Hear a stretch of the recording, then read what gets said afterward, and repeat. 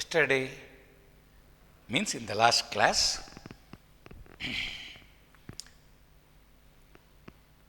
we have understood Bohr's atomic model.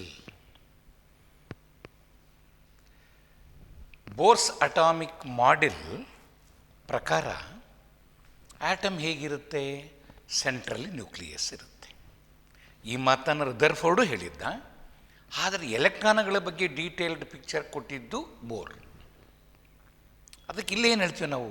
ಎಲೆಕ್ಟ್ರಾನ್ಗಳ ಬಗ್ಗೆ ಅವು ಅವು ಅವು ಸುತ್ತ ಓಡಾಡ್ತಿರೋದು ಮತ್ತು ಅವು ಯಾವಾಗ ಎನರ್ಜಿನ ಅಬ್ಸಾರ್ವ್ ಮಾಡ್ಕೊಳ್ತವೆ, ಯಾವಾಗ ಎನರ್ಜಿ ನಾವು ಕಳ್ಕೊಳ್ತವೆ, ಇವೆಲ್ಲವನ್ನು ಅವನು ಹೇಳಿರಲಿಲ್ಲ. ರದರ್ಫೋರ್ಡ್ ಅದರ ಬಗ್ಗೆ ಏನೂ ಮಾತಾಡಲಿಕ್ಕೆ ಹೋಗಲಿಲ್ಲ. Emission spectrum of hydrogen explain ಮಾಡಲಿಕ್ಕೋಸ್ಕರ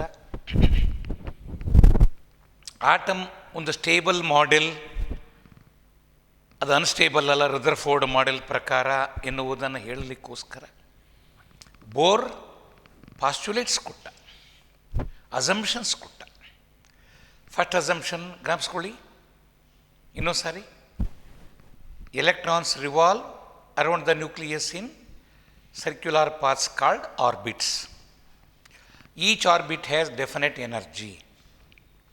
So each orbit is called energy level. Next, as long as an electron revolves in a particular orbit, it neither lose energy nor gain energy. So orbit is called stationary state. Electron jumps from low energy orbit to the high energy orbit by absorbing energy. Electron jumps, when an electron jumps from high energy orbit to the low energy orbit, it loses energy. ಹಾಗಾದರೆ ಅದು 4ನೇ ಆರ್ಬಿಟ್ನಿಂದ ಮೊದಲನೇ ಆರ್ಬಿಟ್ಗೆ jump ಆದರೆ what is the energy lost? Energy of the 4th orbit minus energy of the first orbit, E4 minus E1. ಈ idea for the first time ನಮಗೆ ಕೊಟ್ಟಿದ್ದು ಬೋರ್. ಅದು ಬಹಳ ಇಂಪಾರ್ಟೆಂಟ್ ಈ ಭಾಗ. ಯಾಕೆ? To explain emission spectrum of hydrogen. ಅದಕ್ಕಾಗಿ ಬಂದ ಪಾಸ್ಟುಲೇಟ್ಸ್ ಇವು. ಹಾಗಾದರೆ ಎಲೆಕ್ಟ್ರಾನ್ ಎನರ್ಜಿನ ಗೇನ್ ಮಾಡ್ಕೊಳ್ಳೋದು ಯಾವಾಗ? ಎಲೆಕ್ಟ್ರಾನ್ ಎನರ್ಜಿನ ಗೇನ್ ಮಾಡಿಕೊಂಡ್ರೆ it will jump from low energy orbit to the high energy orbit. When it jumps from high energy orbit to the low energy orbit, it will lose energy which appears as light. ಹೀಗೆ ಆಮೇಲೆ ಇನ್ನೊಂದು postulate ಏನಪ್ಪ? ಆಂಗ್ಯುಲಾರ್ momentum MVR is simple whole number multiple of h/2π. ಅಂದರೆ MVR is equal to NH/2π. What is the equation for angular momentum? That is one of the postulate. MVR is equal to NH/2π. N ಅಂದರೆ orbit number, H ಅಂದರೆ Planck's constant. 6.626 into 10⁻³ -34 joule second. ಇವನು ಕೇಳಿ ಜ್ಞಾಪಿಸ್ಕೊಳ್ತಾ ಇರಬೇಕು. So that they will remain in our mind. Problems ಮಾಡಬೇಕಾದ್ರೆ ನಮಗೆ ಹೆಚ್ಚು ಬೆಲೆ ಬೇಕು. ಕೆಲವೊಮ್ಮೆ ಹೆಚ್ಚು ಬೆಲೆ ಕೊಡ್ತಾರೆ, ಕೆಲವೊಮ್ಮೆ ಕೊಡೋದಿಲ್ಲ. ಕೊಡಲ್ಲ ಅಂದಾಗ ನಾವು ಹೆಚ್ಚು ಬೆಲೆ ನಾವೇ ಹಾಕ್ಕೊಳ್ಳೋ ಹಂಗೆ ಇರಬೇಕು. ಓಕೆಪ್ಪ, ಇದು Bohr's atomic model. So Bohr's atomic model ನಿಮ್ಮ ಕಣ್ಣಿಗೆ ಕಾಣಿಸ್ತಾ ಇದೆ. ಈಗ ಸೆಂಟ್ರಲ್ ನ್ಯೂಕ್ಲಿಯಸ್ ಇದೆ, ಮೊದಲೇ ಆರ್ಬಿಟ್, ಅದನ್ನ ಕೆ ಆರ್ಬಿಟ್ ಅಂತ ಕರಿತೀವಿ, ಕೆ ಶೆಲ್ ಅಂತ ಕರಿತೀವಿ. ಅಲ್ಲಿ ಎಲೆಕ್ಟ್ರಾನ್ ರಿವಾಲ್ವ್ ಆಗ್ತಾ ಇದೆ. Next circular orbit L shell, ಅಲ್ಲಿ ಎಲೆಕ್ಟ್ರಾನ್ಸ್ ರಿವಾಲ್ವ್ ಆಗ್ತಾ ಇದೆ. M shell, N shell, O shell, ಹೀಗೆ ಒಂದು ಆ್ಯಟಮ್ನ ನಾವು ಕಣ್ಮುಂದೆ ತಂದ್ಕೊಳ್ಬಹುದು, ಪಿಕ್ಚರೈಸ್ ಮಾಡ್ಕೊಳ್ತೀವಿ. ಸೊ ಹಾಗಾದರೆ Bohr's model, how it could explain emission spectrum of hydrogen. ಈಗ ಅದು ಸ್ಟೇಬಲ್ ಮಾಡೆಲ್ ಅಂತ ತನ್ನ ಪಾಸ್ಟುಲೇಟ್ಸಲ್ಲಿ ಹೇಳಿಬಿಟ್ಟ. ಹೇಗೆ? As long as an electron revolves in a particular orbit, it neither lose energy nor gain energy, therefore it is stable atom. Model is stable for a stable atom. ಆ first defect ಏನಿತ್ತು ರೆದರ್ಫೋರ್ಡ್ಸ್ defect, ಅದು overcome ಆಯಿತು. ಎರಡನೇ defect ಏನಪ್ಪ ಅಂದರೆ it could not explain, ಯಾವುದು Rutherford's model could not explain emission spectrum of hydrogen. ಅಂದರೆ lines of Lyman series ಯಾವಾಗ ಬರುತ್ತೆ, ಲೈನ್ಸ್ ಆಫ್ ಬಾಮರ್ ಸೀರೀಸ್ ಹೇಗೆ ಬರುತ್ತೆ, ಇದರ ಡೀಟೇಲ್ಸನ್ನು ಎಕ್ಸ್ಪ್ಲೈನ್ ಮಾಡಿದವನು Bohr. So emission spectrum of ಹೈಡ್ರೋಜನನ್ನು ಚೆನ್ನಾಗಿ ಎಕ್ಸ್ಪ್ಲೈನ್ ಮಾಡಲಿಕ್ಕೆ ಸಾಧ್ಯ ಆಗಿದ್ದರಿಂದ ಬೋರ್ಸ್ ಮಾಡೆಲ್ ವಾಸ್ ಎಕ್ಸೆಪ್ಟೆಡ್. ಹಾಗಾದರೆ ಪ್ರಶ್ನೆ 3 ಮಾರ್ಕ್ಸ್ ಪ್ರಶ್ನೆ ಕೇಳ್ತಾರೆ. How do explain emission spectrum of hydrogen by using Bohr's atomic model? How do explain origin of spectral lines? ಅಂದರೆ ಸ್ಪೆಕ್ಟ್ರಲ್ ಲೈನ್ಸ್ ಹೇಗೆ ಉದ್ಭವ ಆಗ್ತವೆ, ಅದನ್ನು ಎಕ್ಸ್ಪ್ಲೈನ್ ಮಾಡೋದು ಹೇಗೆ ನೀವು? ಅದಕ್ಕೆ ಬಹಳ ಚೆಂದ ಬೋರ್ಸ್ ಮಾಡೆಲ್. ಈಗ ಬೋರ್ಸ್ ಪ್ರಕಾರ ಹೈಡ್ರೋಜನ್ ಆ್ಯಟಮ್ನಲ್ಲಿ ಅಟಾಮಿಕ್ ನಂಬರ್ 1, ಮಾಸ್ ನಂಬರ್ 1. ಹಾಗಾದರೆ atomic number 1 means it contains 1 electron in the first orbit called k orbit or k shell. ನ್ಯೂಕ್ಲಿಯಸ್ಸಲ್ಲಿ 1 proton ಇದೆ, ನ್ಯೂಟ್ರಾನ್ ಇಲ್ಲ. ಹಾಗಾದರೆ ಇದು nucleus of hydrogen atom, it contains 1 proton. ಸುತ್ತ ಇರೋದು ಯಾವ ಶೆಲ್? K shell. ಇದರಲ್ಲಿ 1 electron ಇದೆ, ಕೆ ಶೆಲ್. ಎನ್ ಬೆಲೆ 1. ಹಾಗೆ ಬರೆದ್ರೆ ನಾವು ಇನ್ನೊಂದು ಶೆಲ್, ಇದಕ್ಕೆ ಎನ್ ಬೆಲೆ 2, ಅದನ್ನು ಎಲ್ ಶೆಲ್ ಅಂತ ಕರಿತೀವಿ. ಎಮ್ ಶೆಲ್, ಅದು ಎನ್ ಬೆಲೆ 3. ಎನ್ ಬೆಲೆ 3 ಇದ್ದರೆ ಅದು Bohr's integer N. Bohr's integer 3 ಇದ್ದಾಗ ಅದು ಥರ್ಡ್ ಶೆಲ್. ಬೋರ್ಸ್ ಇಂಟೀಜರ್ 4 ಇದ್ದರೆ ಫೋರ್ತ್ ಶೆಲ್. ಹೈಡ್ರೋಜನ್ ಆಟಮ್ ಹೇಗಿರುತ್ತೆ? ಅದರಲ್ಲಿ ಒಂದೇ ಒಂದು ಪ್ರೋಟಾನ್ ನ್ಯೂಕ್ಲಿಯಸ್ಸಲ್ಲಿ, ಕೆ ಶೆಲ್ಲಲ್ಲಿ ಒಂದೇ ಒಂದು electron. L shell, M shell, ಉಳಿದ ಎಲ್ಲ ಶೆಲ್ಲು ಖಾಲಿ, ದೇ ಆರ್ ಆಲ್ ಎಂಟಿ. ಇದು hydrogen atom, smallest. Hydrogen atom ಅಂತ ತಕ್ಷಣವೇ ನಮ್ಮ ಕಣ್ಣಿಗೆ ಏನು ಕಂಡು ಬರುತ್ತೆ?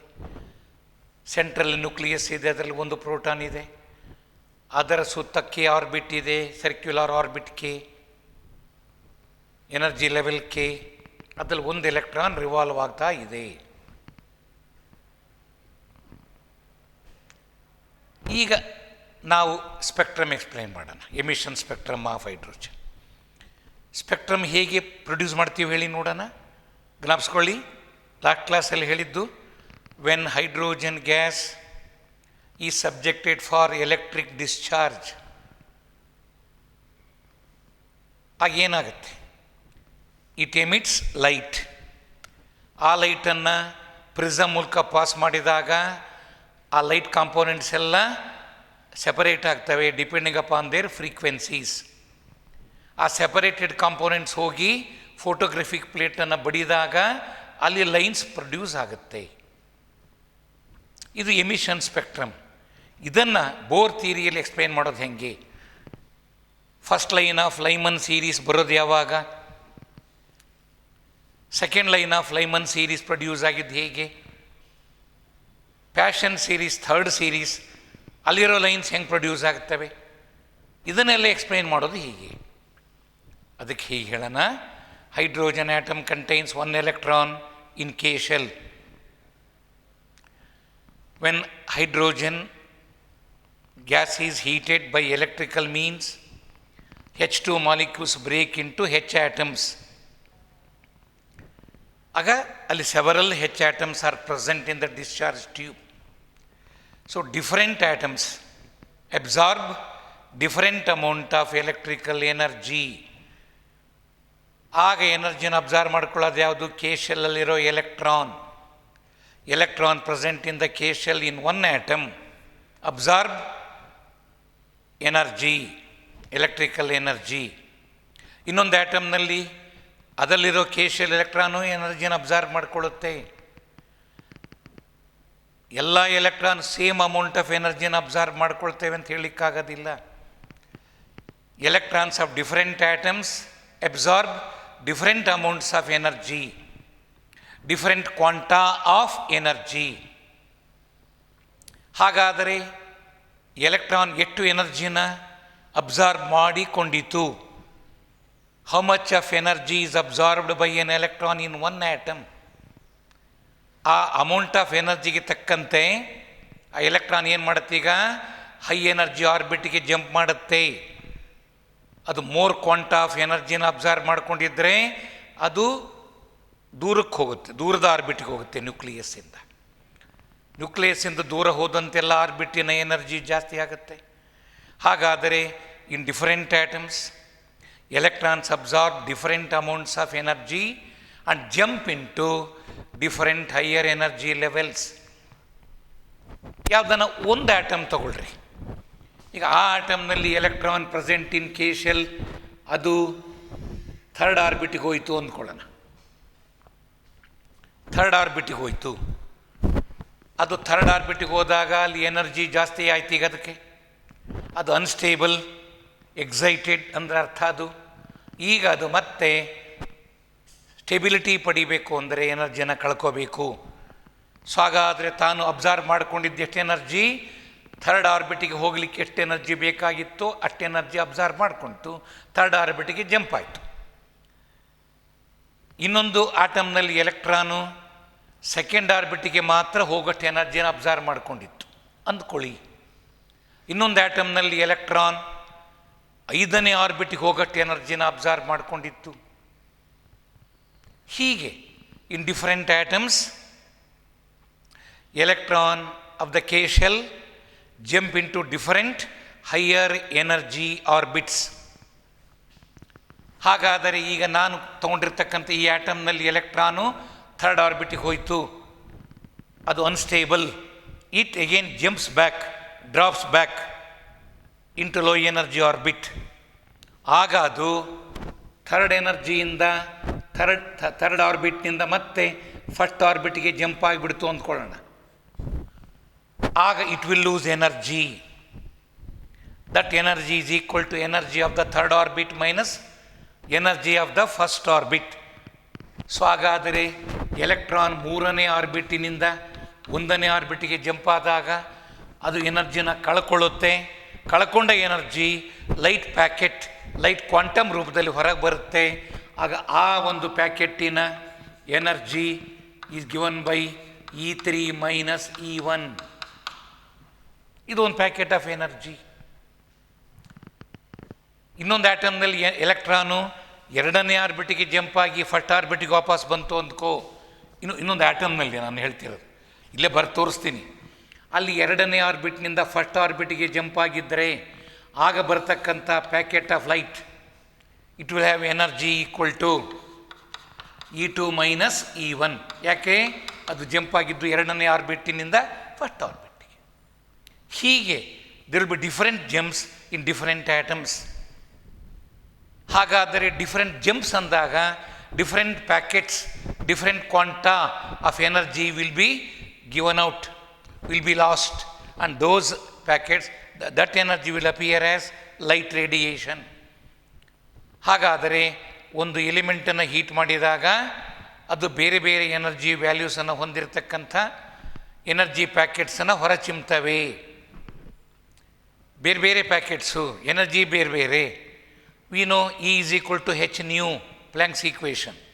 ಹಾಗಾದರೆ E is equal to H nu ಅಂದರೆ ಎನರ್ಜಿ ಬೇರೆ ಬೇರೆ ಪ್ಯಾಕೆಟ್ಸ್ಗೆ ಬೇರೆ ಬೇರೆ ಎನರ್ಜಿ ಇದೆ ಅಂದರೆ ಬೇರೆ ಬೇರೆ ಫ್ರೀಕ್ವೆನ್ಸಿ ಇರ್ತಕ್ಕಂಥ ಪ್ಯಾಕೆಟ್ಸ್ ಹೊರಗೆ ಬಂದವು. ಬೇರೆ ಬೇರೆ ಫ್ರೀಕ್ವೆನ್ಸಿ ಅಂದರೆ ಬೇರೆ ಬೇರೆ ವೇವ್ ಲೆಂತ್. ಸೊ ಹಾಗಾದರೆ ಎಲಿಮೆಂಟನ್ನು ಹೀಟ್ ಮಾಡಿದಾಗ ಬೋರ್ಸ್ ಹೇಳೋ ಪ್ರಕಾರ it will give out different packets of energy, of different packets of different energies, different frequencies, different wave lengths. So ಇದಕ್ಕೆ ಎಕ್ಸ್ಪ್ಲನೇಷನ್ ಸಿಕ್ತು. ಹಾಗಾದರೆ ಹೈಡ್ರೋಜನ್ ಗ್ಯಾಸನ್ನು ಎಲೆಕ್ಟ್ರಿಕಲಿ ಹೀಟ್ ಮಾಡಿದಾಗ ಇಟ್ ಎಮಿಟ್ಸ್ ಲೈಟ್. ಯಾಕೆ ಎಮಿಟ್ ಮಾಡಿತು? ಆಗ electron present in the K shell jumps it to high energy orbit, and from high energy orbit it jumps back to low energy orbit. While coming back it will lose energy, and that energy appears as light. So ಒಂದು ಎಲಿಮೆಂಟನ್ನು ಗೇಷಿಯ ಸ್ಟೇಟಲ್ಲಿ ಕಾಯಿಸಿದಾಗ ಅದು ಲೈಟನ್ನು emit ಮಾಡಲಿಕ್ಕೆ ಕಾರಣ ಏನು? Bore explain ಮಾಡಿದ. ನಿಮಗೂ ಅರ್ಥ ಆಯ್ತಲ್ಲ ಈಗ? Electron present in K shell gains energy and jumps into high energy orbit. In the high energy orbit it is unstable, it jumps back into low energy orbit. While coming back it will lose energy which appears as light. ಬೇರೆ ಬೇರೆ ಆಟಮ್ಸಲ್ಲಿ ಬೇರೆ ಬೇರೆ jumps ಇರೋದ್ರಿಂದ different packets of light off different energies will be given out. ಆಗ ನಾವು ಆ ಪ್ಯಾಕೆಟ್ಸ್ನ separate ಮಾಡಬೇಕು, resolve ಮಾಡಬೇಕು. ಆಗ ಅದನ್ನು ಪ್ರಿಸಮ್ ಮೂಲಕ ಪಾಸ್ ಮಾಡಿದಾಗ ಆಗೇನಾಗುತ್ತೆ ನೋಡಿ. ಈಗ ಇದರಿಂದ ಬಂದ ಲೈಟ್, ಒಂದು ಎಲಿಮೆಂಟ್ನಿಂದ ಬಂದ ಲೈಟನ್ನು ಪ್ರಿಸಮಲ್ಲಿ ಪಾಸ್ ಮಾಡಿದರೆ ಒಂದು ಪರ್ಟಿಕ್ಯುಲರ್ ಫ್ರೀಕ್ವೆನ್ಸಿ ಇರೋವೆಲ್ಲ ಈ ಕಡೆ ಹೊರಟವು ಪ್ಯಾಕೆಟ್ಸ್, ಅದಕ್ಕಿಂತ ಸ್ವಲ್ಪ ಹೈ ಫ್ರೀಕ್ವೆನ್ಸಿ ಇರೋವು ಈ ಕಡೆ ಹೋದವು, ಅದಕ್ಕಿಂತ ಹೈ ಫ್ರೀಕ್ವೆನ್ಸಿ ಇರೋವು ಈ ಕಡೆ ಬಂದವು, ಎಲ್ಲ ಸೆಪರೇಟ್ ಆಗ್ತವೆ ಡಿಫ್ರೆಂಟ್ ಪ್ಯಾಕೆಟ್ಸ್. ಬಟ್ ಇಲ್ಲಿ ಬಂದದ್ದೆಲ್ಲ ಒಂದು ಪರ್ಟಿಕ್ಯುಲರ್ ಎನರ್ಜಿ, ಒಂದು ಪರ್ಟಿಕ್ಯುಲರ್ ಫ್ರೀಕ್ವೆನ್ಸಿ ಇರೋದು. ಈ ರೀತಿಯಲ್ಲಿ ಪ್ರಿಸಮ್ ಆ ಲೈಟನ್ನು, ಹೈಡ್ರೋಜನ್ ಗ್ಯಾಸಿಂದ ಹೊರಬಂದ ಲೈಟನ್ನು ರಿಸಾಲ್ವ್ ಮಾಡ್ತು. ಹಾಗಾದರೆ ಹೊರಗೆ ಬಂದಿದ್ದೇನು?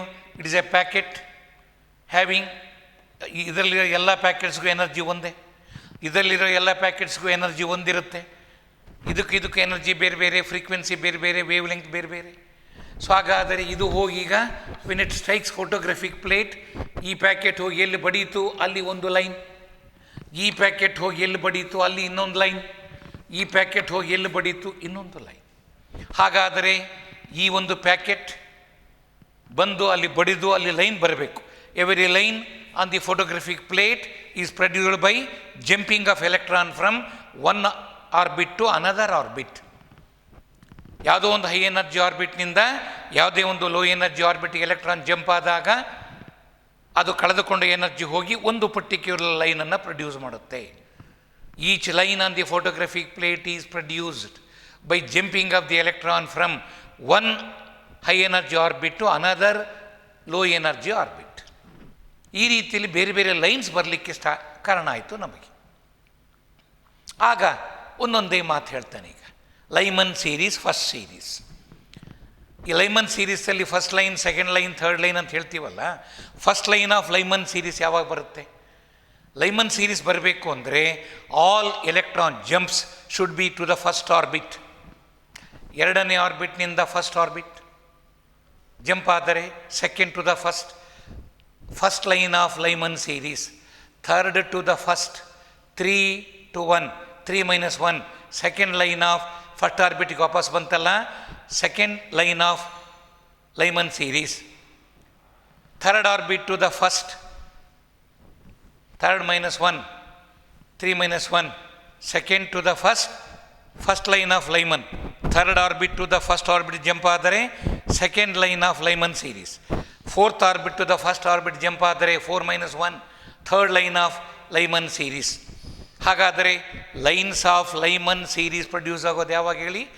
When the electron jumps are from higher energy levels to the first orbit.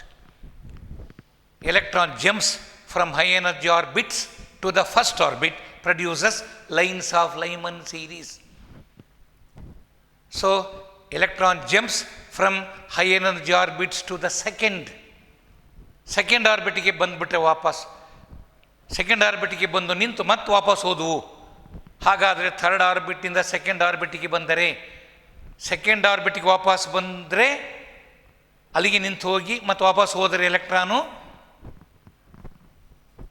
ಆಗ ಬರೋ ಲೈನ್ಸ್ ಎಲ್ಲ Balmer series. Paschen series lines ಯಾವಾಗ ಬರುತ್ತೆ? When the electron jumps from high energy orbits to the third orbit. Brackett series to the fourth orbit. Pfund series to the fifth orbit. ಹಾಗಾದರೆ when does lines of Lyman series are produced? When the electron jump from high energy orbits to the first. Electron jumps to the second, Balmer series. to the third passion series, to the fourth bracket series, to the fifth fund series. ಈಗ ನಾನೊಂದು ಪ್ರಶ್ನೆ ಕೇಳ್ತೀನಿ. ಇದು ನಿಮಗೆ ಬರ್ತಕ್ಕಂಥ JEE Mains question ಆಗಿರ್ಬೋದು, NET question ಆಗಿರ್ಬೋದು, Karnataka CET ಬರ್ತಕ್ಕಂಥ ಮಲ್ಟಿಪಲ್ ಚಾಯ್ಸ್ ಕ್ವಶನ್ ಆಗಿರ್ಬೋದು. When the electron jumps from fourth orbit to the second orbit, which line is produced? ಈಗ ನೋಡಿ, fourth orbit to the second ಆರ್ಬಿಟಿಗೆ ಜಂಪ್ ಆಯಿತು ಅಂದರೆ ಎರಡನೇ ಸೀರೀಸ್ ಬರುತ್ತೆ, Balmer series. Fourth to the second ಅಂದರೆ subtract ಮಾಡಿ, fourth to the second, 4 - 2 second line of Balmer series. When the electron jump from, ಈಗ ಹೇಳಿ ನನಗೆ, when does third line of Paschen series is produced? Third line of Paschen series third line of Paschen series, third series is Paschen series. ಹಾಗಾದರೆ Paschen series ಬರಬೇಕಾದರೆ electron jump should be to the third orbit. Third line ಅಂದರೆ 3 + 3 6. Sixth orbit to the third orbit electron jump ಆದರೆ 6 - 3 3, third line of third ಆರ್ಬಿಟಿಗೆ jump ಆಯ್ತಲ್ಲ, Paschen series. So ಈಗ ನೀವು ಧಾರಾಳವಾಗಿ ಅಂಥ ಯಾವುದೇ ಪ್ರಶ್ನೆ ನಮಗೆ ಬಂದಿದ್ರೂ ಉತ್ತರ ಹೇಳಲಿಕ್ಕೆ ನಮಗೆ ಸಾಮರ್ಥ್ಯ ಬಂದಿದೆ. Pfund series, fifth series. First line of Pfund series ಬರೋದು ಯಾವಾಗ? Pfund series fifth series, fifth ಆರ್ಬಿಟಿಗೆ ಬರಬೇಕು. ಫಸ್ಟ್ ಲೈನ್ ಅಲ್ಲಿಗೆ 6 ರಿಂದ 5, 6ನೇ ಆರ್ಬಿಟಿನಿಂದ 5ನೇ ಆರ್ಬಿಟಿಗೆ ಎಲೆಕ್ಟ್ರಾನ್ ಜಂಪ್ ಆದರೆ 6 - 5 1, first line of Pfund series ಬರುತ್ತೆ. ಹೀಗೆ ಈ ರೀತಿಯಲ್ಲಿ ಬಹಳ ಚೆನ್ನಾಗಿ emission spectrum of hydrogen, Lyman series, Balmer series, ಇವೆಲ್ಲ ಸೀರೀಸ್ ಆಫ್ ಲೈನ್ಸ್ ಹೇಗೆ ಪ್ರೊಡ್ಯೂಸ್ ಆಗುತ್ತೆ ಅನ್ನೋದನ್ನು ಬಹಳ ನೀಟಾಗಿ ಎಕ್ಸ್ಪ್ಲೈನ್ ಮಾಡಿದ್ದರಿಂದ Bohr's theory was found to be perfect. So ರುದರ್ಫೋರ್ಡ್ಗಿನ್ನ ಬೆಸ್ಟ್ ಥಿಯರಿ ಅನ್ಸ್ಕೊಂತು ಯಾವುದು? Bohr's theory. ಸೊ ಹಾಗಾದರೆ ನಾವು ಪಾಸ್ಟುಲೇಟ್ಸ್ ಆಫ್ ಬೋರ್ಸ್ ಥಿಯರಿ ಬರೀರಿ ಅಂದರೆ ಬರೀತೀವಿ ನಾವು ಧಾರಾಳವಾಗಿ. ಅದಕ್ಕೆ 3 ಮಾರ್ಕಿನ ಪ್ರಶ್ನೆ ಅದು. How do explain emission spectrum of hydrogen by applying Bohr's theory? ಇವ ನಾನು ಹೇಳಿದ್ದು. ಇದು 3 ಮಾರ್ಕ್ಸ್ ಕ್ವಶನ್. ಯಾವುದೋ ಒಂದು 3 ಮಾರ್ಕ್ ಕ್ವಶನ್ ಬರುತ್ತೆ ಹೀಗೆ ನೋಡಿ. ಎಷ್ಟಾದವು 3 ಮಾರ್ಕ್ ಕ್ವಶನ್ಸ್ ಈಗ? Rutherford's experiment, observations, conclusions.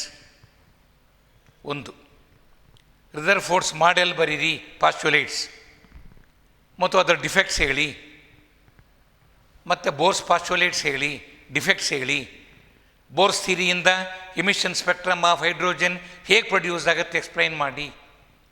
Finished. ಪ್ರತಿಯೊಂದಕ್ಕೂ ಸಪ್ರೇಟ್ ಆನ್ಸರ್ಸ್ ಇದೆ ನಾವು ಕೊಟ್ಟಿರೋ ನೋಟ್ಸಲ್ಲಿ. ನಾವೇನು ನೋಟ್ಸ್ ನಿಮಗೆ ಕೊಟ್ಟಿದ್ದೀವಿ ಅದರಲ್ಲಿ ಇವೆಲ್ಲವಕ್ಕೂ ಆನ್ಸರ್ಸ್ ಇದೆ. ಅವೇ ಎಕ್ಸಾಮಿಗೆ ಬರ್ತಕ್ಕಂಥ ಪ್ರಶ್ನೆಗಳು.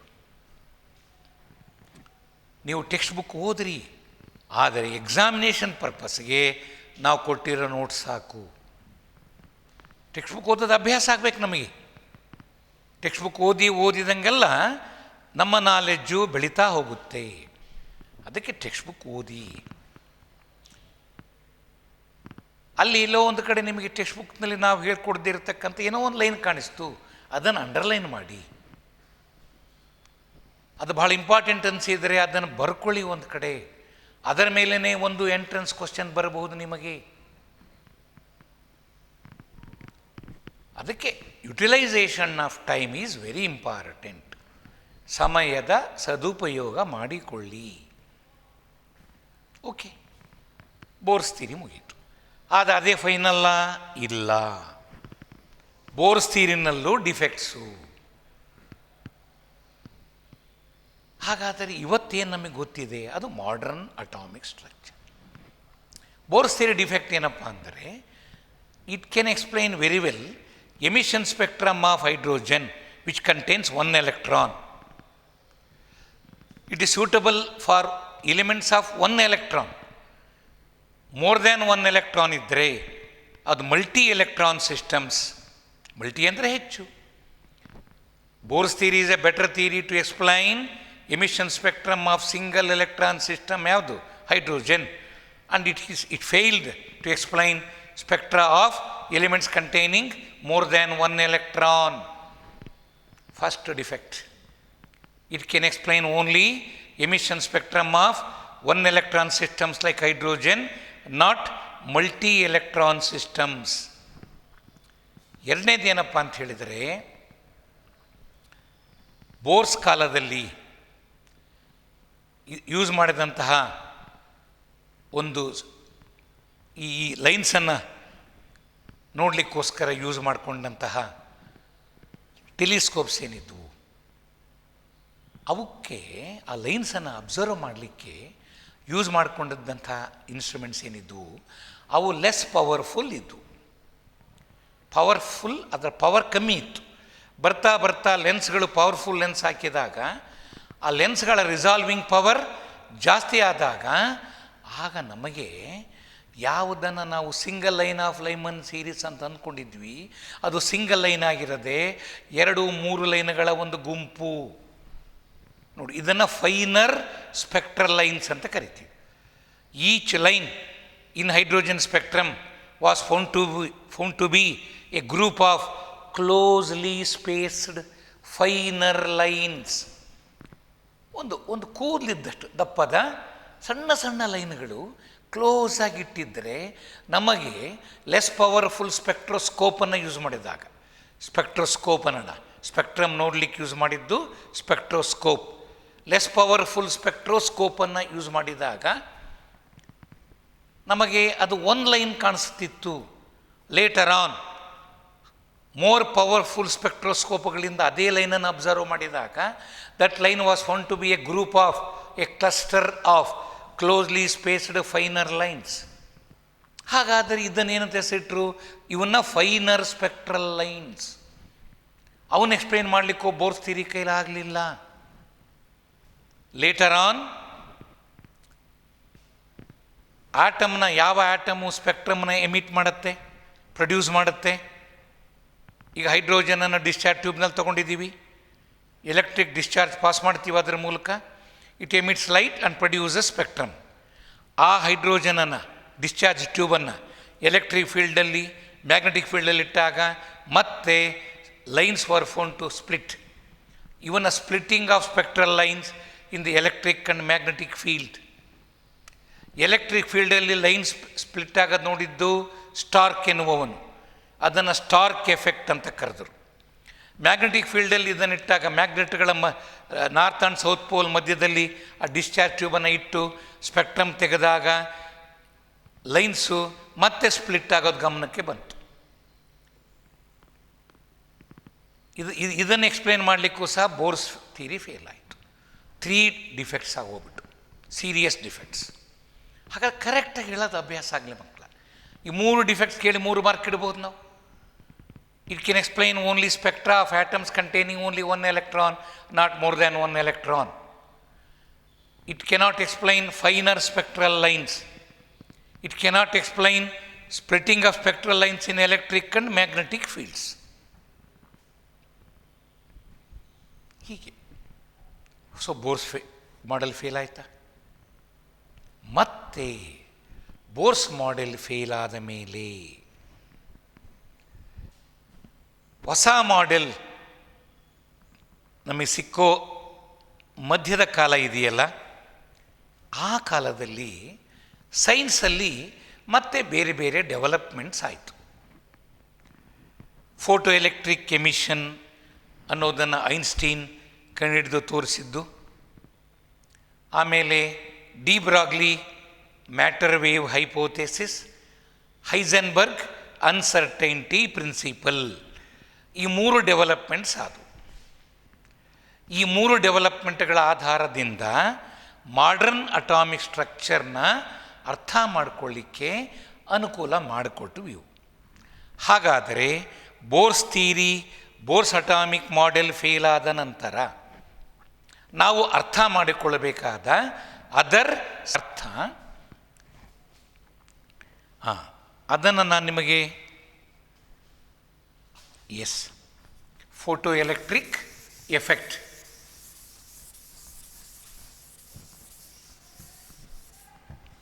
What is photoelectric effect?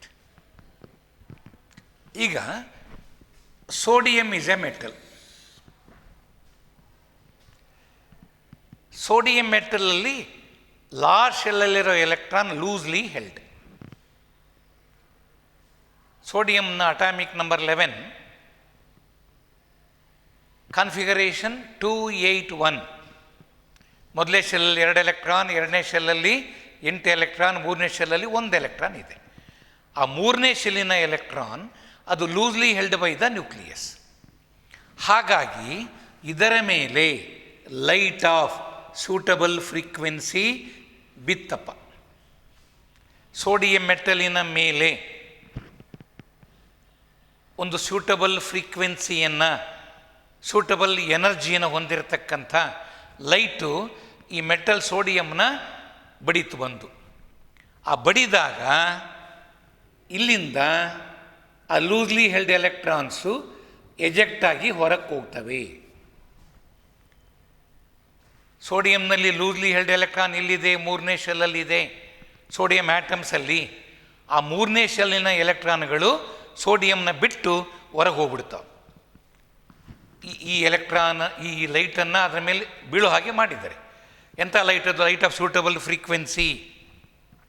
When a light of suitable frequency, when a light of suitable energy falls on a metal surface, electrons get ejected from the metal surface. This phenomenon, this process of emission of electrons from a metal surface when light of suitable frequency strikes it is called photoelectric effect. That emission of electron is called photoelectric emission. ಹೊರಗೆ ಹಾರು ಹೋಗ್ತಾವಲ್ಲ electrons, ಅವನ್ನ photo electrons ಅಂತ ಕರೀತಾರೆ. Very simple. Question ನೋಡ್ತಿದ್ದಂಗೆ ನನಗೆ ಅನಿಸುತ್ತೆ ನಮಗೆ photo electric effect ಅಂದ್ರೆ ಅರ್ಥ. Photo ಅಂದರೆ ಲೈಟ್. ಒಂದು ಮೆಟಲ್ ಸರ್ಫೇಸಿನ ಮೇಲೆ ಲೈಟ್ ಬಿದ್ದಾಗ ಅದಕ್ಕೆ ಸಾಕಷ್ಟು ಫ್ರೀಕ್ವೆನ್ಸಿ ಇದ್ದರೆ ಆ ಮೆಟಲಿಂದ ಲೂಸ್ಲಿ ಹೆಲ್ಡ್ ಎಲೆಕ್ಟ್ರಾನ್ಸ್ ಹೊರಗೆ ಹಾರಿ ಹೋಗ್ತವೆ. ಈ ಒಂದು ಫೆನಾಮಿನನ್ಗೆ ಮೆಟಲಿನ ಮೇಲ್ಮೈಯಿಂದ ಲೂಸಾಗಿ ಹೆಲ್ಡಪ್ ಆಗಿರ್ತಕ್ಕಂಥ ಎಲೆಕ್ಟ್ರಾನನ್ನು ಹೊರಗೆ ಓಡಿಸುವ ಒಂದು ಪ್ರೋಸೆಸ್ ಇದೆಯಲ್ಲ, ಹೆಂಗೆ ಹೊರಗೆ ಓಡೋಗ್ತಾವು? When a light of suitable frequency falls on the metal surface, the electrons get ejected from the metal surface and that phenomenon is called photoelectric effect. Electrons going out are called photoelectrons. This emission is called photoelectric emission. ಇದನ್ನು ಹೇಳಿದ ಮಹನೀಯ Einstein. Einstein's ಫೋಟೋಎಲೆಕ್ಟ್ರಿಕ್ effect ಅಂತಲೇ famous ಅದು. ಹಾಗಾದರೆ ಇದನ್ನು explain ಮಾಡುವುದು ಹೇಗೆ? ಏನಾಗತ್ತಿಲ್ಲಿ ಅದನ್ನು explain ಮಾಡುವ. ಹಾಗಾದರೆ ಇಲ್ಲಿ ಬೀಳ್ತಕ್ಕಂಥ ಲೈಟ್, ಸ್ಟ್ರೈಕಿಂಗ್ ಲೈಟ್ ಇದೆಯಲ್ಲ, ಅದಕ್ಕೆ ತನ್ನದೇ ಆದ ಒಂದು ಫ್ರೀಕ್ವೆನ್ಸಿ ಬೇಕು. ಅದಕ್ಕೆ ಎಷ್ಟಿರಬೇಕು ಫ್ರೀಕ್ವೆನ್ಸಿ? ಎಲೆಕ್ಟ್ರಾನನ್ನು ಆ ಮೆಟಲಿಂದ ಹೊರಕ್ಕೆ ಓಡಿಸುವ ಶಕ್ತಿ ಇದಕ್ಕಿರಬೇಕು. ಹಾಗಾದರೆ ಮಿನಿಮಮ್ ಸೋಡಿಯಂ ಮೆಟಲಿನ ಮೇಲ್ಮೈಯಿಂದ ಎಲೆಕ್ಟ್ರಾನನ್ನು ಹೊರಕ್ಕೆ ಓಡಿಸಲು ಬೇಕಾಗುವ ಮಿನಿಮಮ್ ಎನರ್ಜಿ ಇದೆಯಲ್ಲ, ಎನರ್ಜಿ ಯಾರಿಗಿರಬೇಕು? ಆ ಸ್ಟ್ರೈಕ್ ಮಾಡಿದ ಲೈಟ್ಗಿರಬೇಕಲ್ಲ.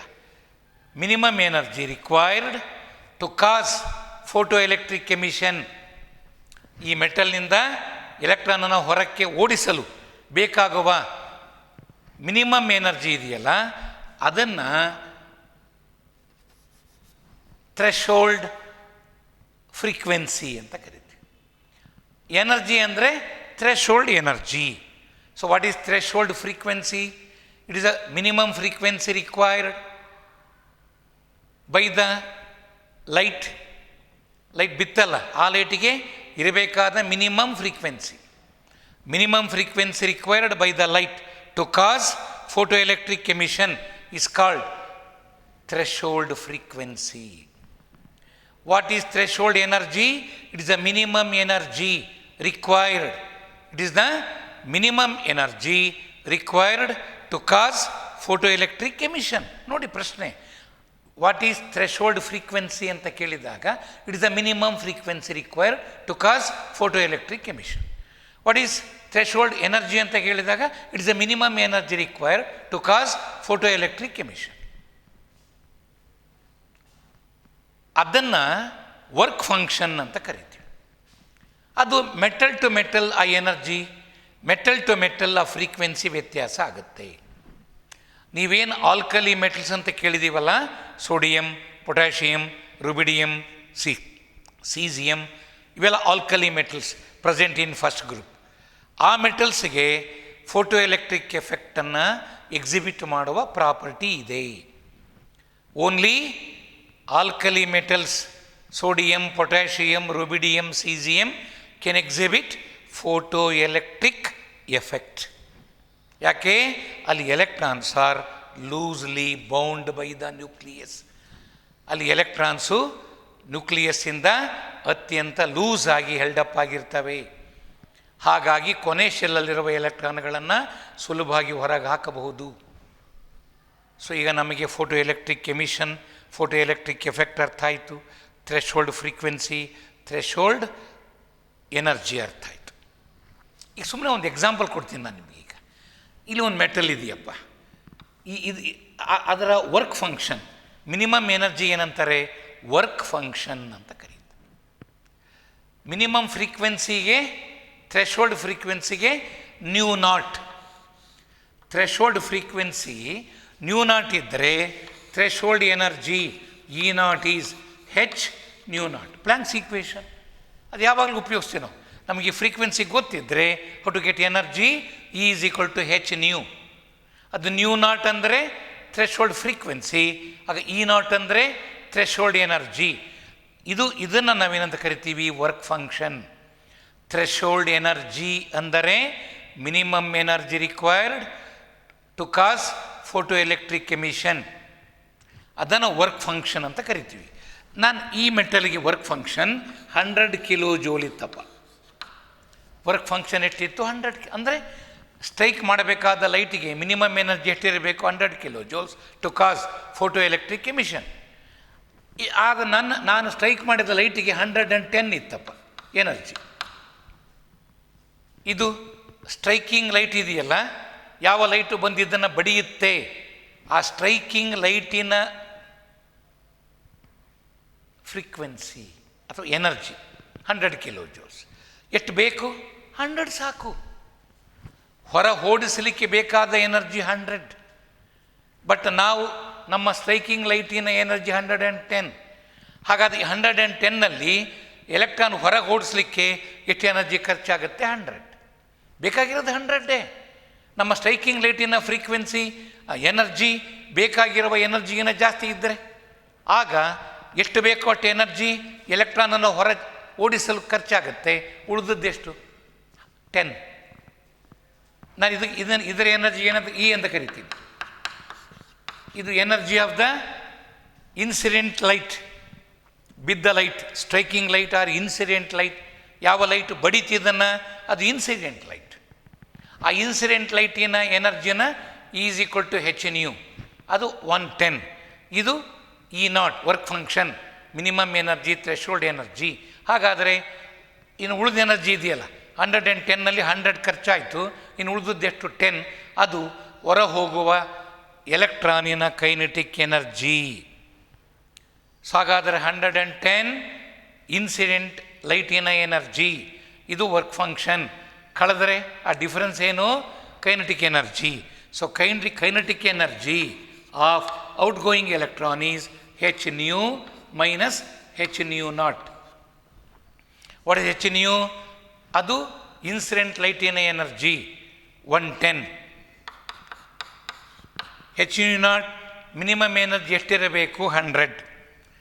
ಆಗ ಎಷ್ಟು ಉಳಿತಲ್ಲಿ? 10.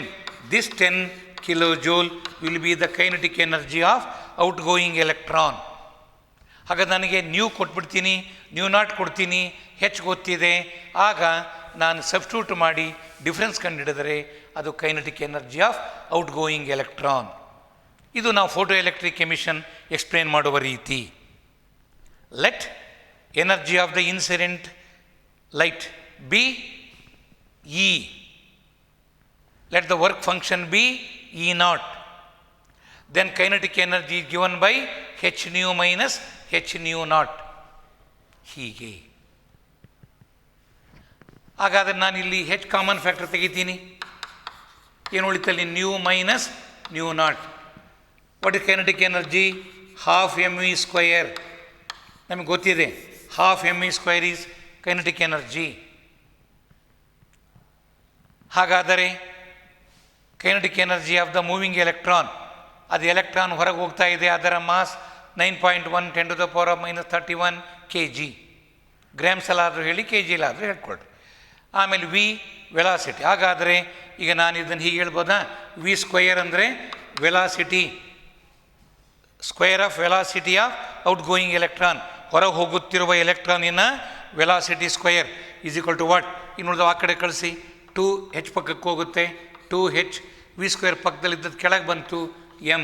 2h/m into nu minus nu naught. ಇದು ಇನ್ಸಿಡೆಂಟ್ ಲೈಟಿನ ಫ್ರೀಕ್ವೆನ್ಸಿ, ಇದು ಥ್ರೆಶೋಲ್ಡ್ ಫ್ರೀಕ್ವೆನ್ಸಿ.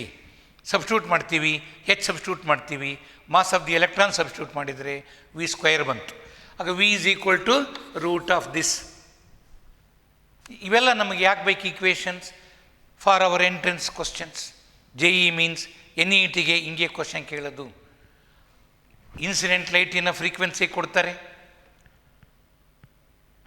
ಥ್ರೆಶೋಲ್ಡ್ ಫ್ರೀಕ್ವೆನ್ಸಿ ಕೊಡ್ತಾರೆ, what is the velocity of the photoelectron ಅಂತಾರೆ. ಆಗ V is equal to root of. ಇದು ಮರ್ತು ಹೋಗಿರುತ್ತೆ ನಮಗೆ, ಆಗ ಬೇಗ ಬರ್ಕೋಬೇಕು. Kinetic energy given by H nu minus H nu naught, H common factor nu minus nu naught. ಆಮೇಲೆ ಹಾಫ್ ಎಮ್ ವಿ ಸ್ಕ್ವೇರ್ ಬರ್ಕೋತೀವಿ ಕೈನೆಟಿಕ್ ಎನರ್ಜಿ ಬದಲು. ಆಗ ವಿ ಸ್ಕ್ವೇರ್ ಈಕ್ವಲ್ಸ್ ಇವನ್ನೆಲ್ಲ ಆ ಕಡೆ ತರಳಿ ರೆಡಿ ಮಾಡಿ V is root of that.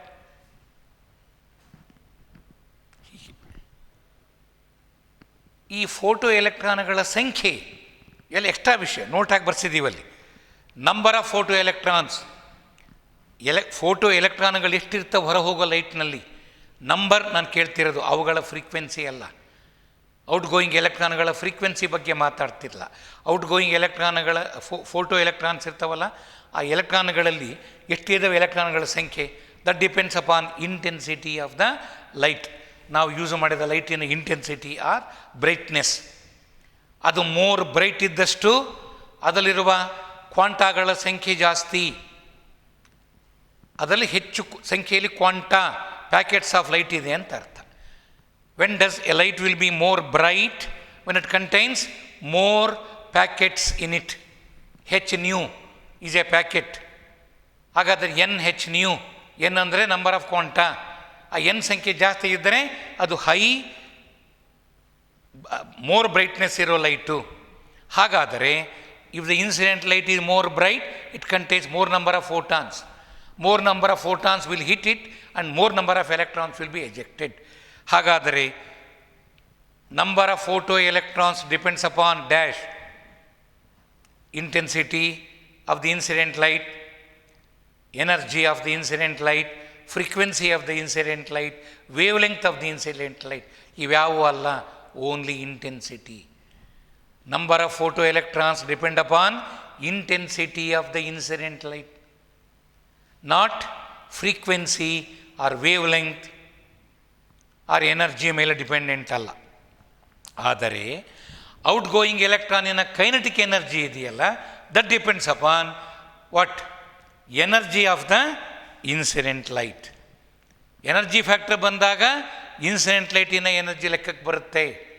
Number of photo electrons ಎಷ್ಟಿದೆ ಹೊರಗೆ ಹೋಗ್ತಕ್ಕಂಥ ಎಲೆಕ್ಟ್ರಾನ್ಗಳಲ್ಲಿ ಅಂದರೆ ಅದು ಕೇವಲ ಇಂಟೆನ್ಸಿಟಿ, ಎಷ್ಟು ಬ್ರೈಟ್ ಆಗಿದೆ. ಲೈಟ್ ಬಹಳ ಬ್ರೈಟ್ ಇದೆ ಅಂದ್ರೆ ಅರ್ಥ ಅದರಲ್ಲಿರುವ ಫೋಟಾನ್ಗಳ ಸಂಖ್ಯೆ ಜಾಸ್ತಿ. If E is equal to 1H nu, ಅದು ಬ್ರೈಟ್ ಅಲ್ಲ. If E is equal to 100H nu, ಅಲ್ಲಿ 100 ಕ್ವಾಂಟಮ್ ಇದೆ, ಆಗ ಲೈಟ್ ಈಸ್ ವೆರಿ ಬ್ರೈಟ್. ಆಗ 100 ಕ್ವಾಂಟಮ್ ಹೋಗಿ ಬಡಿತವೆ, 100 ಎಲೆಕ್ಟ್ರಾನ್ಸ್ ಎಜೆಕ್ಟ್ ಆಗಬಹುದು. ಬರೀ 1H ನ್ಯೂ ಇದ್ದರೆ 1 ಎಲೆಕ್ಟ್ರಾನ್ ಎಜೆಕ್ಟ್ ಆಗುತ್ತೆ. ಆಗ number of photoelectrons depends upon intensity. Intensity depends upon number of quanta present in that incident light. ಹೀಗೆ ಅವನ್ನೆಲ್ಲ ನೋಟ್ ಹಾಕಿ ಬರ್ಸಿದ್ದೀವಿ. ಅವನ ವಿಷಯಗಳನ್ನು ಅರ್ಥ ಮಾಡ್ಕೋಬೇಕು, ನೀವು ಬೆಳೀಬೇಕು ಮಕ್ಕಳ. ಇದಿಷ್ಟು ಫೋಟೋ ಎಲೆಕ್ಟ್ರಿಕ್ ಎಫೆಕ್ಟ್ ಬಗ್ಗೆ ಆಯಿತು. ನೆಕ್ಸ್ಟ್ ಫೋಟೋ ಎಲೆಕ್ಟ್ರಿಕ್ ಎಫೆಕ್ಟ್ ಆದ ಮೇಲೆ ಇನ್ನೊಂದು ಬಹಳ ಇಂಪಾರ್ಟೆಂಟ್ ಐಡಿಯಾ ಬಂತು. ಅದೇನು? De Broglie, Louis de Broglie.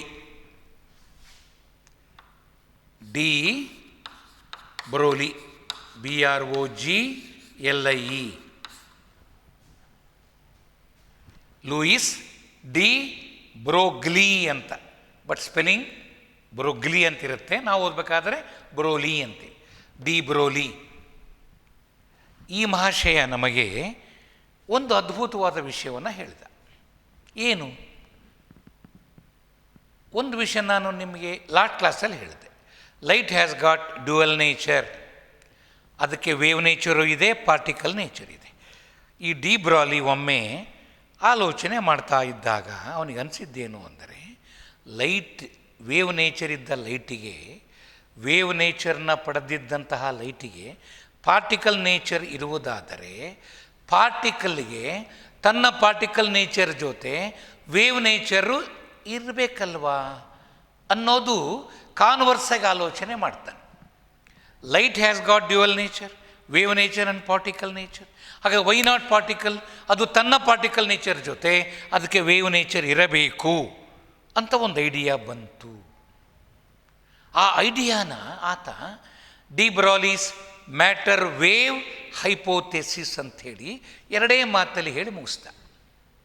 D Broglie's matter wave hypothesis. What is de Broglie's matter wave hypothesis? According to de Broglie, material particles ಅಂದರೆ ಮಾಸನ್ನು ಹೊಂದಿರತಕ್ಕಂಥ ಪಾರ್ಟಿಕಲ್ಸ್, ಅದು ಎಲೆಕ್ಟ್ರಾನ್ ಇರಲಿ ಪ್ರೋಟಾನ್ ಇರಲಿ, ಮಾಸನ್ನು ಹೊಂದಿರತಕ್ಕಂಥ particle, when they are moving, ಅದು important. Moving particles will have wave nature, and those waves are called matter waves. ಅದಕ್ಕನ್ನ ಮ್ಯಾಟರ್ಗೆ ವೇವ್ ನೇಚರ್ ಇದೆ, ಮ್ಯಾಟರ್ ವೇವ್ ಹೈಪೋಥೆಸಿಸ್, ಒಂದು ಇಮ್ಯಾಜಿನೇಷನ್ ಹೈಪೋಥೆಸಿಸ್ ಅಂದರೆ. ಹಾಗಾದರೆ ಮ್ಯಾಟರ್ ವೇವ್ ಹೈಪೋಥೆಸಿಸ್ ಹೇಳಿದವರು ಯಾರು? De Broglie. ಇನ್ 1923ನಲ್ಲಿ 1900ರಲ್ಲಿ ರುದರ್ಫೋರ್ಡ್ಸ್ ಮಾಡೆಲ್, 1911ನಲ್ಲಿ ಬೋರ್ಸ್ ಮಾಡೆಲ್. ಮೊದಲೇ ಥಿಯರಿ 11 ವರ್ಷ ಆದಮೇಲೆ ಬೋರ್ಸ್ ಮಾಡೆಲ್ ಬಂತು. 12 ವರ್ಷ ಆದ ಮೇಲೆ ಇದು ಬಂತು ಡಿ ಬ್ರಾಲಿ. 1911 + 12 1923. ಅದು 11 ವರ್ಷ ಡಿಫರೆನ್ಸ್, ಇದು 12 ವರ್ಷ ಡಿಫರೆನ್ಸ್. 1923ನಲ್ಲಿ de Broglie proposed that any material particle which is moving will have wave nature, and such waves possessed by moving particles are called matter waves. ಹಾಗಾದರೆ electron is also A moving particle. ಅದು ನ್ಯೂಕ್ಲಿಯಸ್ಸಿನ ಸುತ್ತ electron ಹೋಗ್ತಿರುತ್ತಿಂಗೆ. ಅದಕ್ಕೆ ಇವನ್ ಬ್ರೋಲಿ idea ಹೇಳಿದಾಗ ಆಗ ನಮಗೇನು ಅನ್ಸುತ್ತೆ, ಈಗ ಬ್ರೋಲಿ ಪ್ರಕಾರ ಇದು ನ್ಯೂಕ್ಲಿಯಸ್, ಎಲೆಕ್ಟ್ರಾನ್ ಹೀಗೆ ಪಾತಲ್ಲಿ ಹೋಗೋದಿಲ್ಲ, it will be moving in the form of wave like this. ನೋಡಿ ಬದಲಾಗಿಬಿಡುತ್ತೆ. ಈಗ ಬೋರ್ ಹೇಳಿದ ಮಾತು ಚೇಂಜ್ ಆಯಿತು. ಈಗ ಎಲೆಕ್ಟ್ರಾನು ಹೆಂಗೆ ಓಡಾಡ್ತಿರುತ್ತಲ್ಲಿ ಹೀಗೆ. It will be in the form of A wave. Wave ರೂಪದಲ್ಲಿ ಎಲೆಕ್ಟ್ರಾನ್ ಚಲಿಸುತ್ತೆ. ಬೋರ್ ಹೇಳಿದ ಪ್ರಕಾರ ಅದು ಒಂದು ಪಾತಲ್ಲಿ ಚಲಿಸಲ್ಲ, ಹೀಗೆ ಆ ಪಾತಲ್ಲಿ ಚಲಿಸುವಾಗ it will have wave nature. ಅದನ್ನು ಎಲೆಕ್ಟ್ರಾನ್ ವೇವ್ ಅಂತ ಕರಿತೀವಿ ನಾವೀಗ. ನೋಡಿ ಹೇಗೆ ಅದು ಡೆವಲಪ್ ಆಗ್ತಾ ಬಂದಿದೆ. ಈಗ ಡಿ ಬ್ರಾಲಿ ಹೇಳಿದ ಮಾತನ್ನು ಒಪ್ಪಲೇಬೇಕು ಅಂತ ಏನು ರೂಲ್ ಇದೆ? ಸುಮ್ಮನೆ ಯಾರೋ ಏನೋ ಆಲೋಚನೆ ಮಾಡಿ ಒಪ್ಕೊ ಅಂದರೆ ಹೆಂಗೆ ಆಗಲ್ಲ, ಯಾರೂ ಒಪ್ಪಲ್ಲ ಸೈಂಟಿಸ್ಟ್. ಆದರೆ ಡಿ ಬ್ರಾಲಿ ಆರ್ಡಿನರಿ ಸೈಂಟಿಸ್ಟ್ ಆಗಿರಲಿಲ್ಲ. ಈ was very very eminent person. ಆತ ಹೇಳಿದ ಮಾತು ಅದಕ್ಕೇನೋ ಒಂದು ಅರ್ಥ ಇದೆ ಅಂಥೇಳಿ ಇದನ್ನು ಇಲ್ಲ ಪ್ರೂವ್ ಮಾಡಬೇಕು, ಇಲ್ಲ ಅದನ್ನು ಡಿಸ್ಪ್ರೂವ್ ಮಾಡಬೇಕು ಅಂಥೇಳಿ ಡೇವಿಸಾನ್ ಆ್ಯಂಡ್ ಜರ್ಮರ್ ಎನ್ನುವ ಇಬ್ಬರು ವಿಜ್ಞಾನಿಗಳು ಎಕ್ಸ್ಪರಿಮೆಂಟ್ ಮಾಡಿದರು. ಯಾತಕ್ಕೆ? ಇಲ್ಲ ಡಿಸ್ಪ್ರೂವ್ ಮಾಡಬೇಕು ಡಿ ಬ್ರಾಲಿ ಹೇಳಿದ ಮಾತನ್ನು, ಇಲ್ಲ ಪ್ರೂವ್ ಮಾಡಬೇಕು. ಸುಮ್ಮನೆ ಹೆಂಗೆ ಒಪ್ಕೊಳ್ಳೋಕ್ಕಾಗತ್ತೆ? ಆತ ಏನು ಪ್ರೂವ್ ಮಾಡಲಿಲ್ಲ, ಅದಕ್ಕೆ ಅದನ್ನ ಹೈಪೋಥಿಸಿಸ್ ಅಂದ್ರೆ ಮೊದಲದು. ಪ್ರೂವ್ ಆದ ಮೇಲೆ ಅದಕ್ಕೊಂದು ಅರ್ಥ ಬರುತ್ತೆ. ಬರೀ ಇಮ್ಯಾಜಿನೇಷನ್ ಇದ್ದರೆ ಹೈಪೋಥಿಸಿಸ್ ಅಂತೀವಿ.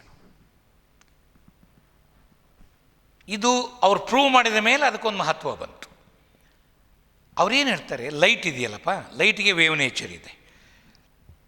ಆ ವೇವ್ ನೇಚರ್ನ ಹೆಂಗೆ ಎಕ್ಸ್ಪ್ಲೇನ್ ಮಾಡ್ತೀವಿ? ಲೈಟಿಗೆ ಇರ್ತಕ್ಕಂಥ property diffraction of light can be explained by wave nature of light. ಅದು ಲೈಟಿಗೆ ಡೆಫಿನೆಟ್ ಆಗಿಬಿಟ್ಟಿತ್ತು. ಲೈಟ್ ವಿಷಯದಲ್ಲಿ ಪ್ರೂವ್ ಆಗಿತ್ತು. ಈಗ ಒಂದು ಪಾಯಿಂಟ್ ಎಡ್ಜ್ ಇದೆ, ಒಂದು ಗುಂಡು ಪಿನ್ನು ತೊಗೊಂಡಿದ್ದೀವಿ, ಅದು ಈ ಕಡೆ ಅದರ ಹೆಡ್ ಇದೆ, ಇಲ್ಲಿ ನೀಡಲ್ ಇದೆ, ಅದರ ಸ್ಮಾಲ್ ನೀಡಲ್ ಎಡ್ಜ್ ಇದೆ.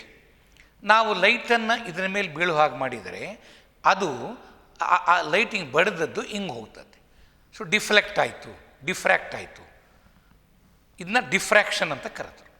ಹಾಗಾದ್ರೆ ಲೈಟಿಗೆ ಡಿಫ್ರಾಕ್ಷನ್ ಪ್ರಾಪರ್ಟಿ ಯಾಕಿದೆ ಅಂದರೆ ಲೈಟಿಗೆ ವೇವ್ ನೇಚರ್ ಇದೆ. ಹಾಗಾದರೆ ಎಲೆಕ್ಟ್ರಾನಿಗೂ ವೇವ್ ನೇಚರ್ ಇದೆ ಎನ್ನುವುದಾದರೆ ಎಲೆಕ್ಟ್ರಾನ್ ಬೀಮನ್ನು ಡಿಫ್ರಾಕ್ಷನ್ಗೆ ಒಳಪಡಿಸಿದರೆ, ಅದು ಡಿಫ್ರಾಕ್ಷನ್ಗೆ ಒಳಗಾದರೆ ಡಿ ಬ್ರಾಲಿ ಹೇಳಿರುವ ಮಾತು 100% ಕರೆಕ್ಟ್. ಆ್ಯಂಡ್ ಡೇವಿಸಾನ್ ಆ್ಯಂಡ್ ಜರ್ಮರ್ ಎನ್ನುವ ಇಬ್ಬರು ವಿಜ್ಞಾನಿಗಳು ಆ ಎಲೆಕ್ಟ್ರಾನ್ ಬೀಮನ್ನು ಡಿಫ್ರಾಕ್ಷನ್ ಮಾಡಿ ತೋರಿಸಿದರು. ಡಿಫ್ರಾಕ್ಷನ್ಗೆ ಒಳಗಾಯಿತು. ಆಗ ಡಿ ಬ್ರಾಲಿ ಹೇಳಿದ ಮಾತು 100% ಕರೆಕ್ಟ್ ಅಂಥೇಳಿ. Matter when it is moving it will move in the form of wave. ಆದರೆ ಈ ಮಾತಿಗೆ ಬಹಳ ಸಿಗ್ನಿಫಿಕೆನ್ಸ್ ಬರೋದು ಯಾವಾಗ ಅಂದರೆ, ಪಾರ್ಟಿಕಲ್ಸ್ ಇರ್ತಾವಲ್ಲ, ಯಾವ ಪಾರ್ಟಿಕಲ್ ಮಾತಾಡ್ತೀವಿ ಅವು ಬಹಳ ಮೈನ್ಯೂಟ್ ಪಾರ್ಟಿಕಲ್, ಮೈಕ್ರೋಸ್ಕೋಪ್ನಲ್ಲೂ ಕಾಣದೇ ಇರೋ ಪಾರ್ಟಿಕಲ್ ಲೈಕ್ ಎಲೆಕ್ಟ್ರಾನ್. ಅಂಥ ಸಣ್ಣ ಪಾರ್ಟಿಕಲ್ ವಿಷಯದಲ್ಲಿ ಈ ಮಾತು ಹೆಚ್ಚು ಅರ್ಥಗರ್ಭಿತ ಆಗುತ್ತೆ. Not macroscopic bodies. We have to apply this idea for microscopic particle like electron. Microscopic ಅಂದರೆ ಮೈಕ್ರೋಸ್ಕೋಪ್ನಲ್ಲೂ ಕಾಣದೇ ಇರೋದು. ಅಂತಹ ಸಣ್ಣ ಪಾರ್ಟಿಕಲ್ಗಳಿಗೆ ಎಲ್ಲ ಮಾತುಗಳು ಪರ್ಫೆಕ್ಟಾಗಿ ಅಪ್ಲೈ ಆಗ್ತವೆ. ಇದು ಡಿ ಬ್ರಾಲಿ ಐಡಿಯಾ. ಆಗ ಡಿ ಬ್ರಾಲಿ ಏನು ಹೇಳಿದ, ಲೈಟಿಗೆ ತನ್ನ ವೇವ್ ನೇಚರ್ ಜೊತೆ ಪಾರ್ಟಿಕಲ್ ನೇಚರ್ ಇದ್ದ ಹಾಗೆ ಮೆಟೀರಿಯಲ್ ಪಾರ್ಟಿಕಲ್ಗೆ ತನ್ನ ಪಾರ್ಟಿಕಲ್ ನೇಚರ್ ಜೊತೆ ವೇವ್ ನೇಚರ್ ಇದೆ. ಆ ವೇವ್ ನೇಚರ್ ಬರೋದು ಯಾವ ಗೊತ್ತಾಗುತ್ತೆ ನಮಗೆ? ಅದು ಮೂವ್ ಆಗ್ತಿರಬೇಕು. ಸುಮ್ಮನೆ ಕೂತ್ಕೊಂಡ್ರೆ ವೇವ್ ನೇಚರ್ ಬರಲ್ಲ. Moving material particle will have wave nature and that wave is called matter wave. ಈ ಐಡಿಯಾ ಡಿ ಬ್ರಾಲಿ ಪ್ರಪೋಸ್ ಮಾಡಿದ ಮೇಲೆ ಡಿ ಬ್ರಾಲಿ ಒಂದು ಸಣ್ಣದೊಂದು ಈಕ್ವೇಷನ್ನು ಡಿರೈವ್ ಮಾಡ್ತಾನೆ. ಏನು ಡಿರೈವೇಷನ್ ಮಾಡ್ತಾನೆ? ಅದು ಡಿ ಬ್ರಾಲೀಸ್ ಈಕ್ವೇಷನ್ ಅಂತ ಕರೆದು. ಡಿ ಬ್ರಾಲೀಸ್ ಈಕ್ವೇಷನ್ ಏನು? ಡಿ ಬ್ರಾಲಿ ಸಣ್ಣದೊಂದು ಈಕ್ವೇಷನ್. ಅದು ಎನರ್ಜಿ ಬಗ್ಗೆ. E = mc². ಇದು ಐನ್ಸ್ಟೀನ್ ಹೇಳಿದಂತಹ ಒಂದು equation for energy of A material particle. E = m is mass, c is velocity of light. So E = mc². ಇದು ಐನ್ಸ್ಟೀನ್ಸ್ ಮಾಸ್ ಎನರ್ಜಿ ಈಕ್ವೇಷನ್. ಅದು ನೆನ್ಪಿಟ್ಕೋಬೇಕು ನಾವು. According to Einstein E = mc². Later on we know E = h nu. According to Planck, E = h nu. So energy of a packet of light, energy of one packet ತಗೊಂಡಾಗ ಇವು equations ಬಂದಿದ್ವು. So ಹಾಗಾದರೆ ಇದು ಲೈಟ್ಗೆ apply ಮಾಡ್ತಾ ಇದ್ದೀವಿ, light ಪ್ಯಾಕೆಟಿಗೆ. ಇದು light ಪ್ಯಾಕೆಟಿನ energy, ಇದು ಲೈಟ್ ಪ್ಯಾಕೆಟಿನ ಎನರ್ಜಿ. ಹಾಗೆ ಎರಡೂ ಕಡೆ E ಇದೆಯಲ್ಲ, ಲೆಫ್ಟ್ ಹ್ಯಾಂಡ್ ಸೈಡ್ ಸೇಮ್ ಇದ್ದರೆ we can equate right hand side. ಇದು equation 1 given by Einstein, equation 2 given by Max Planck. So ಹಾಗಾದ್ರೆ ಇವೆರಡನ್ನು ನೋಡಿ ನಾವೇನು ಬರೀಬೋದು? ಲೆಫ್ಟ್ ಹ್ಯಾಂಡ್ ಸೈಡ್ ಈಕ್ವಲ್ ಇದ್ದಾಗ we can equate right hand side. ಹಾಗಾದ್ರೆ ಏನು ಬರೀತೀನಿ ಅಲ್ಲಿ? mc² = h nu. But we know C is equal to nu lambda. Therefore, nu is equal to C by lambda. ಆಗ ನ್ಯೂ ಜಾಗದಲ್ಲಿ ಏನು ಬರೀಲಿ ನಾನು M C square is equal to H. ಇದರ ಪ್ರಕಾರ ನ್ಯೂ ಜಾಗದಲ್ಲಿ ಏನು ಬರೀಬೋದು ಸಿ ಬೈ ಲ್ಯಾಂಬ್ಡಾ ಬರೀ. ಈಗ ಸಿ ಇದೆ, ಇಲ್ಲಿ ಸಿ ಸ್ಕ್ವೇರ್ ಅಂದರೆ ಸಿ ಇಂಟು ಸಿ ಇದೆ. ಈಕ್ವೇಷನ್ನಲ್ಲಿ ಆ ಕಡೆ ಈ ಕಡೆ ಇರತಕ್ಕಂಥ ಸಿಮಿಲರ್ ಕ್ವಾಂಟಿಟಿಯನ್ನು ಕ್ಯಾನ್ಸಲ್ ಮಾಡ್ಬೋದಲ್ಲ. ಹಾಗಾಗಿ ಇಲ್ಲಿ ಒಂದು ಸಿ ಕ್ಯಾನ್ಸಲ್ ಮಾಡಿದರೆ ಇಲ್ಲಿ ಒಂದು ಸಿ ಹೋಯಿತು, ಸಿ ಸ್ಕ್ವೇರ್ ಹೋಯಿತು, ಸಿ ಉಳಿತು. ಹಾಗಾದ್ರೆ ಏನು ಉಳಿತು ಈಗ M C is equal to H by lambda. Lambda is equal to lambda ಇಲ್ಲಿ ಬರ್ಕೋ, ಎಮ್ ಸಿ ಎಲ್ಲಿ ಕಳಿಸು, ಹೆಚ್ ಬೈ ಎಮ್ ಸಿ. ಇದೊಂದು ಈಕ್ವೇಷನ್ ರೆಡಿ ಆಯಿತು. ಇದು ಮಾಸ್, ಇದು ವೆಲಾಸಿಟಿ. ನಾವು ಇದನ್ನು ಮಟೀರಿಯಲ್ ಪಾರ್ಟಿಕಲ್ಗೆ ಅಪ್ಲೈ ಮಾಡಿದರೆ ಇದು ಲೈಟಿನ ವೆಲಾಸಿಟಿ. ಸಿ ಅನ್ನೋದು ಯಾವಾಗಲೂ ವೆಲಾಸಿಟಿ ಆಫ್ ಲೈಟ್. ಒಂದು ಮಟೀರಿಯಲ್ ಪಾರ್ಟಿಕಲ್ಗೆ ಇದನ್ನ ಅಪ್ಲೈ ಮಾಡಿದರೆ ನಾವು ಸಣ್ಣ ಪಾರ್ಟಿಕಲ್ ಲೈಕ್ ಎಲೆಕ್ಟ್ರಾನಿಗೆ, ಆಗ ಆ ಮಟೀರಿಯಲ್ ಪಾರ್ಟಿಕಲಿನ ಸ್ಪೀಡ್ ವಿ ಇದ್ದರೆ ಆಗ ಇದೇ ಈಕ್ವೇಷನ್ ಅದಕ್ಕೂ ಅಪ್ಲೈ ಮಾಡಬಹುದು. ಇದು ಲೈಟಿಗೆ ಅಪ್ಲೈ ಆಗ್ತಕ್ಕಂಥ ಈಕ್ವೇಷನ್ ಅದನ್ನು ಮೆಟೀರಿಯಲ್ ಪಾರ್ಟಿಕಲ್ಗೂ ಡಿ ಬ್ರಾಲಿ ಹೇಳಿದ ಪ್ರಕಾರ ಅಪ್ಲೈ ಮಾಡಿದರೆ ಆಗ ಈಕ್ವೇಷನ್ ಹೆಂಗೆ ಬರಿಬೋದು, lambda is equal to H by M.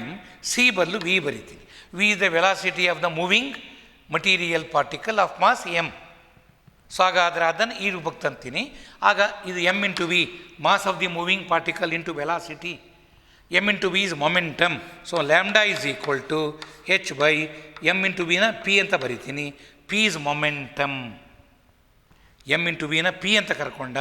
So this is de Broglie's equation, matter wave equation ಅಂತ ಕರೆದು. ಸಿಂಪಲ್ ಡಿರೈವೇಷನ್ 2 ಮಾರ್ಕಿಗೆ. Derive van der Waals equation lambda is equal to H by P. ಹೆಂಗೆ start ಮಾಡ್ತೀರಿ, according to Einstein E is equal to mc square, call it equation 1. According to Planck, E is equal to h nu, call it equation 2. From 1 and 2, we can write mc square is equal to h nu, mc square is equal to h into c by lambda. On cancelling c on both the sides, mc is equal to h by lambda, lambda is equal to h by mc. Applying this equation for a material particle, then velocity c may be replaced by velocity v for a material particle. ಆಗ lambda is equal to H by M V. M into V is momentum. ಮೊಮೆಂಟಮ್ಗೆ symbol P ಅಂತ ಬರ್ಕೊಂಡ de Broglie. So ಇನ್ಮೇಲೆ P ಅಂದರೆ momentum ನೆನ್ಪಿಟ್ಕೊಟ್ಟು. It's given by M into V of the material particle. ಆಗ lambda is wavelength of the matter wave. ಅದು electron wave ಆಗಿದ್ದರೆ ಅದರ ವೇವ್ ಲೆಂಗ್ತ್, ಇದು ಅದರ momentum, Planck's constant. So lambda is equal to H by P. ಆ lambda is equal to H by M V. ಇದು de Broglie ಹೇಳಿದ ಮಾತು. ನಾನು ಇವೆಲ್ಲವನ್ನು ಉಪಯೋಗಿಸಿ ಒಂದೊಂದು ಈಕ್ವೇಷನ್ ಬರೆದು ಪ್ರಾಬ್ಲಮ್ಸ್ ಮಾಡಿಸ್ತೀನಿ. ನಿಮಗೆ ಒಟ್ಟಿಗೆ ಪ್ರಾಬ್ಲಮ್ಸ್ ಮಾಡೋಣ ನಾವು. ಆಗ ಪ್ರಾಬ್ಲಮ್ಗಳ ಮೇಲೆ ಒಂದು ಹೋಲ್ ಸಿಗುತ್ತೆ ನಮಗೆ. ಅಲ್ಲೊಂದು ಇಲ್ಲೊಂದು ಮಾಡಿದರೆ ಮರ್ತು ಬಿಡ್ತೀವಿ. ಸೊ ಇದು ಕಥೆ. ಅಲ್ಲಿಗೇನಾಯಿತು, ಡಿ ಬ್ರಾಲಿಸ್ ವೇವ್ ಈಕ್ವೇಷನ್ ಬಂತು. ಈಗ ಡಿ ಬ್ರಾಲಿ ಪ್ರಕಾರ ಎಲೆಕ್ಟ್ರಾನು ನ್ಯೂಕ್ಲಿಯಸ್ ಸುತ್ತುವ ರೀತಿ ಹೇಗಿರುತ್ತೆ, ವೇವ್ ರೂಪದಲ್ಲಿರುತ್ತೆ. ಬದಲಾವಣೆ ಆಯ್ತು ಈಗ ಬೋರ್ಸ್ ಐಡಿಯಾ. ಇದಾದ ಮೇಲೆ ಇನ್ನೊಬ್ಬ ಮಹಾಶಯ ಬಂದ, ಹೈಸನ್ಬರ್ಗ್. ಅವ ಒಂದು ಪ್ರಿನ್ಸಿಪಲ್ ಪ್ರಪೋಸ್ ಮಾಡ್ತಾನೆ, ಹೈಸನ್ಬರ್ಗ್ಸ್ ಅನ್ಸರ್ಟೈನಿಟಿ ಪ್ರಿನ್ಸಿಪಲ್. ಅದನ್ನು ನೆಕ್ಸ್ಟ್ ಕ್ಲಾಸಲ್ಲಿ ಅದನ್ನು ಹೇಳಿ ಇವೆಲ್ಲ ಐಡಿಯಾದ ಆಧಾರದ ಮೇಲೆ ಬಂದ ಮಾಡ್ರನ್ ಅಟಾಮಿಕ್ ಸ್ಟ್ರಕ್ಚರ್ ಹೇಗಿದೆ ಅನ್ನೋದನ್ನು ನೆಕ್ಸ್ಟ್ ಕ್ಲಾಸ್ನಲ್ಲಿ ಎಕ್ಸ್ಪ್ಲೈನ್ ಮಾಡ್ತೀವಿ. ಅಲ್ಲಿಯವರೆಗೂ ಇದನ್ನೆಲ್ಲ ಓದಿ ಒಂದು ಸಾರಿ ಎಲ್ಲ ರಿಕಲೆಕ್ಷನ್ ಮಾಡ್ಕೊಳ್ಳಿ. ಓಕೆ.